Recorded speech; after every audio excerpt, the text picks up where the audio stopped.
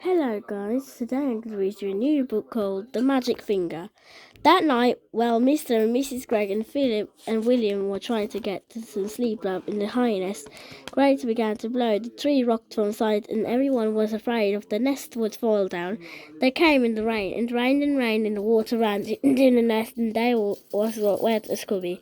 And oh, it was a bad night. At least as the morning came, it was a warm sun. Well, said Mrs. Gregg, thank goodness.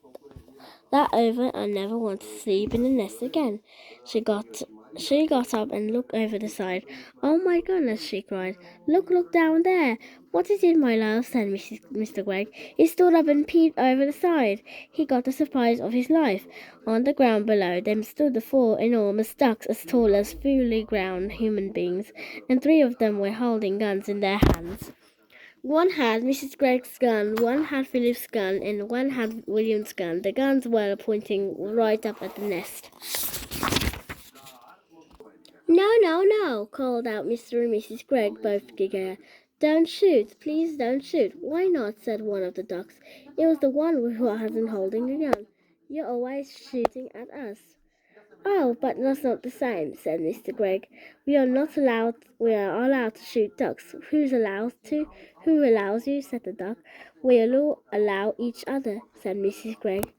Very nice, said the duck. And now you're going to allow each other to shoot you.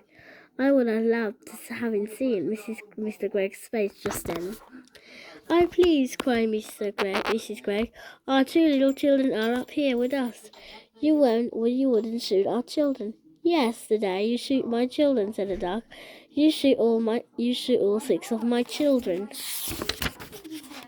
I'll never do it again, cried Mr. Gregg. Never, never, never. Do you really mean that? Asked the duck.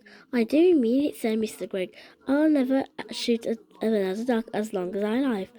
That's not good enough, said the duck. What about deer? I'll do anything you say if you only put down those guns, cried Mr. Gregg. I'll never shoot another duck or another deer or anything else again. Will you give me a word of that? Said the duck. I will, said Mr. Gregg. Will you throw away your guns? Asked the duck. I will break them into tiny bits, said Mr. Gregg, and never again you need to be afraid of me or my family. Very well, said the duck.